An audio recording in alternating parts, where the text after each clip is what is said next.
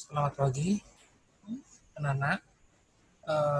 Hari ini kita akan belajar tentang hasil kali rotasi dengan geseran.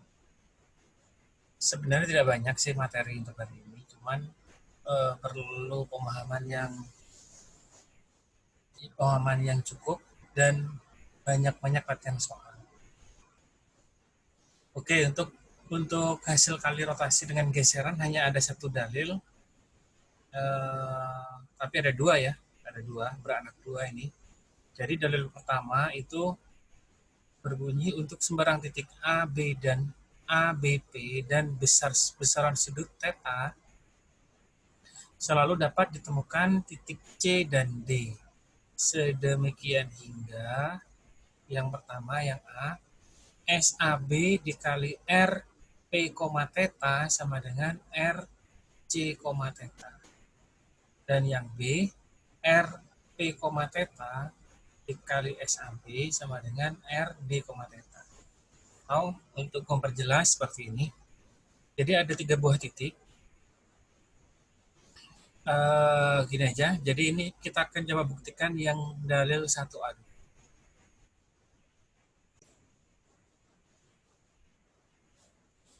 Oke, ini yang diketahui ya.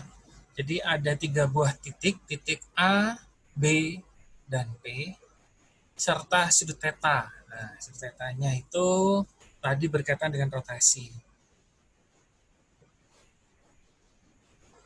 Permintaannya apa? Tentukan titik C. Ini titik C dulu ya, D-nya nanti. Titik C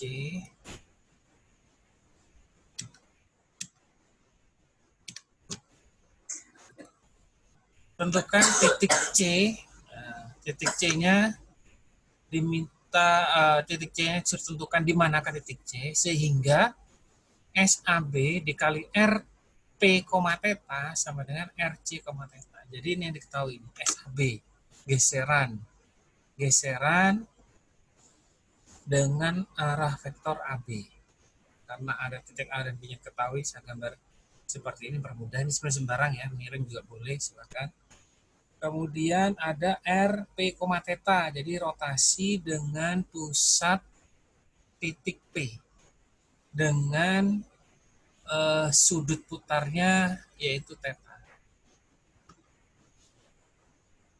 Nah, perlu diingat S sendiri itu atau geseran sendiri itu kan bisa diubah menjadi bentuk perkalian pencerminan. Dan rotasi juga sama, bisa diubah menjadi perkalian dua pencerminan. Perhatikan langkah-langkahnya. Sini saya buat 2 buah garis. S yang tegak lurus AB dan S-nya melalui titik P serta garis T. Garis T itu sejajar dengan S.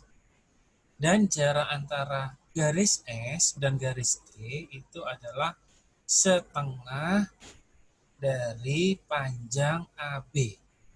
Jadi kalau AB-nya misalnya panjangnya berapa? 5, berarti S ke T 2,5. Jadi SAB itu bisa saya tulis, ingat arahnya ya, dari A ke B. Kalau dari B ke A lain cerita, ini dari A ke B. Berarti pencerminannya dari S dulu, kemudian ke T, bukan sebaliknya, dari T dulu baru ke S. Beda, perlu diingat.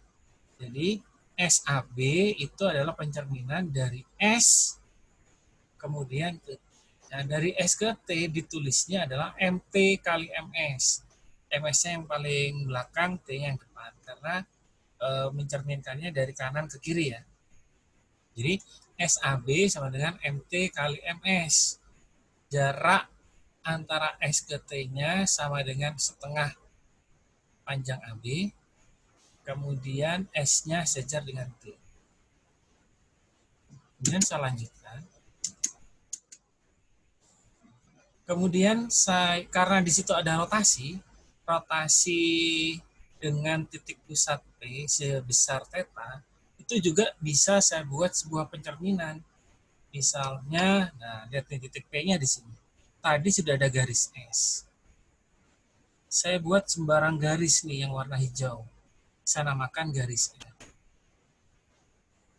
Rotasi dengan titik pusat P, theta itu bisa saya tulis menjadi bentuk perkalian.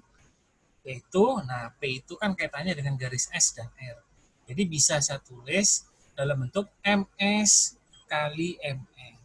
Jadi R P, theta sama dengan MS kali MR. Dengan syarat, ada syaratnya.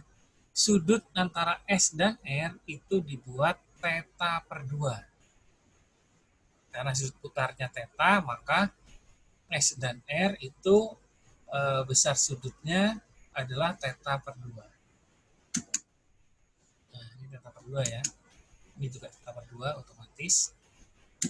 Bisa tulis RP, theta sama dengan MS kali MR. Dengan sudut antara S dan R-nya theta per 2. Udah ketemu nih masing-masing. Jadi sekarang saya kalikan nih SAB dikali RP, theta. SAB RP, theta sama dengan, saya tulis masing-masing MTMS, MSMR. Kurung-kurungnya bisa saya lepas, saya hilangkan, jadinya MT, MSMS, MR. Nah, MSMS itu bisa jadi identitas ya, jadi I. Jadi MTIMR. Sehingga bisa hasilnya MT kali MR. Nah, dilihat nih, MT kali MR, garis T yang merah, garis R yang hijau. MT kali MR ternyata membentuk sudut theta per 2. Sifat ini tadi. Sehadap. Theta berdua. Dan T dan R-nya berpotongan di sini. Saya namakan di titik C. Inilah titik C yang ditanyakan. Jadi, MT kali MR sama dengan sebuah rotasi dengan titik pusatnya titik C dengan dan sudut putarnya theta per 2 dikali 2, yaitu theta. Jadi ini terbukti. Jadi untuk menentukan titik C-nya gampang nanti. Pertama kalian bikin garis S melalui P tegak lurus AB. Kemudian kalian buat garis T-nya yang sejajar S. Yang sejajar S dengan jarak antara S ke T itu sama dengan setengah AB. Setelah itu kalian buat sembarang garis R yang warna hijau melalui P yang besar sudutnya theta per 2. Nah, tetanya kan diketahui. Misalnya kalau tetanya 100, berarti sudut antara S dan R-nya itu adalah 50 derajat. Kalau theta, ya theta per 2. Dari sinilah garis ini diperpanjang sehingga memotong garis T. Nah, perpotongan antara garis T dan garis R itulah titik C. Ini titik C yang dicari. Cara bentukannya seperti itu. Oke. Nah, ini pembuktian dari dalil 1A. Dalil 1A. Untuk dalil 1B silahkan dikerjakan sendiri sebagai kuis. Jangan lupa gambarnya juga. Gambarnya juga harus ada. Kemudian pembuktiannya ditulis juga. Hampir sama kayak dalil 1A. Hanya saja nanti bentuk gambar-gambarnya agak beda dikit. Ya. Nah, silakan itu dikerjakan sebagai kuis. Oke. Nah, materi selanjutnya adalah isometri, tentang isometri. Isometri sendiri sebenarnya sudah dibahas pada pertemuan-pertemuan sebelumnya. Yang mempertahankan jarak dan sebagainya. Di sini isometri yang dibahas di sini adalah sebagai rangkaian dari hasil kali pencerminan-pencerminan. Ini sebenarnya sudah kita pahami, sudah kita ketahui dari materi sebelumnya. Misalnya geseran. Perhatikan geseran. Geseran atau saya tulis SAB itu bisa dinyatakan dalam MS kali MT. Lihat pembuktian yang telah kita bahas yang tadi untuk mengingatkan lagi. Jadi SAB sama dengan MS kali MT dengan syarat S-nya sejar T dan jarak AB sama dengan 2 kali jarak S ke T. Begitu pula setengah putaran terhadap P atau lambangnya HP.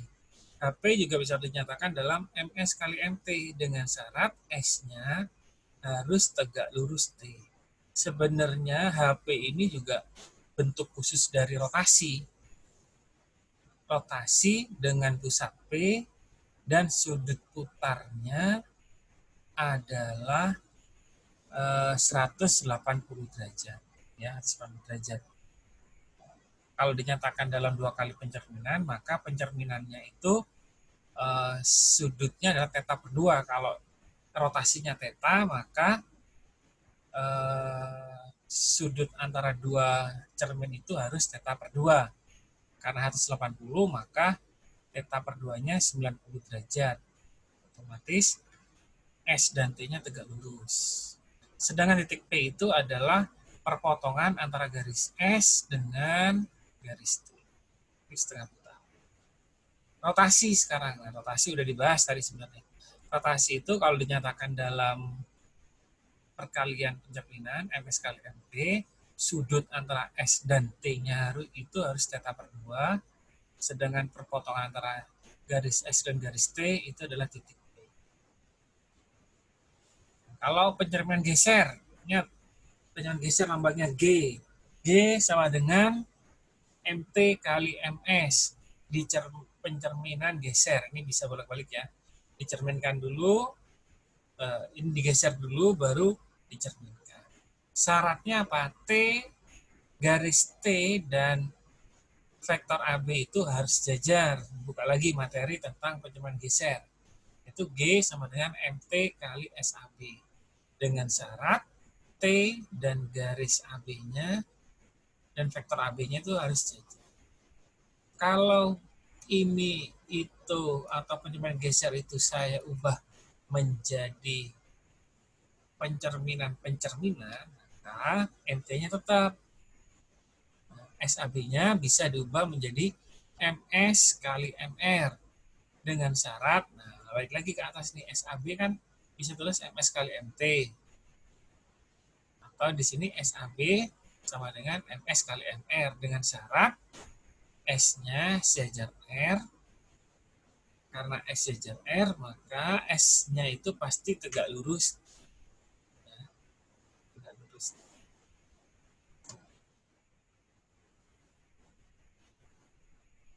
Seperti itu.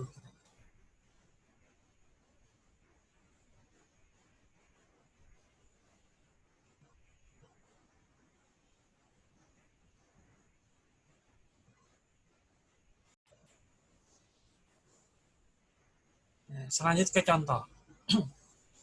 Ini ada contoh. SRG. Jadi S geseran dikali rotasi dikali dengan pencerminan geser. Seperti kita tahu, S itu bisa katakan 2 kali pencerminan, misalnya M7 kali M6, R juga sama, M5 kali M4, G-nya, nah G-nya contoh kan bisa jadi 3 kali pencerminan, yaitu M3, M2, M1. Sehingga SRG sama dengan M7, M6, M5, M4, M3, M2, M1. Jadi angka-angka 1, 2, 3, 4 itu sumbu cerminnya. Jadi SRG dapat dijadikan rangkaian perkalian pencerminan sebanyak 7 sumbu cermin. Bisa dibayangkan sendiri itu seperti apa.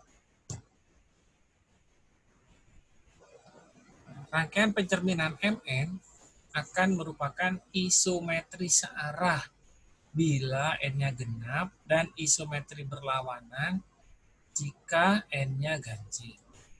Isometri searah itu artinya apa? Isometri yang tidak membalik orientasi sudut.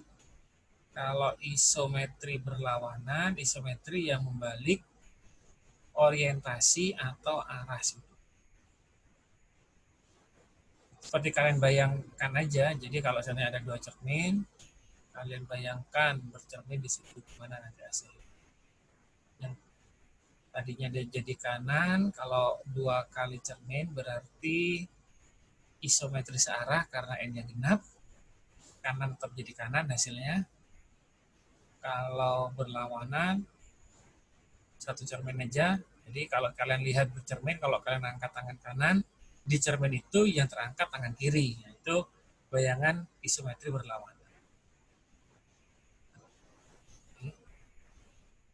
Ini contoh, beberapa contoh. Jadi ada, tadi udah diketahui kan ada S, R, M. S itu geseran, R itu rotasi, M itu pencerminan, dan G itu pencerminan geser. Kalau H ada nggak H? H ada. H itu sebenarnya bentuk khusus dari R. Cukup R aja yang ditaruh. Jadi misalnya S kali S. Nah, berarti ini termasuk isometri searah. Kenapa? Karena N-nya genap. Jadi S misalnya M1 kali M2, ini M3 kali M4. Ada 4, berarti ada 4 sumbu. Dan seterusnya. Ini silakan coba sendiri. Oke, untuk hari ini cukup materinya. Jangan lupa kuisnya dikerjakan. Sampai ketemu minggu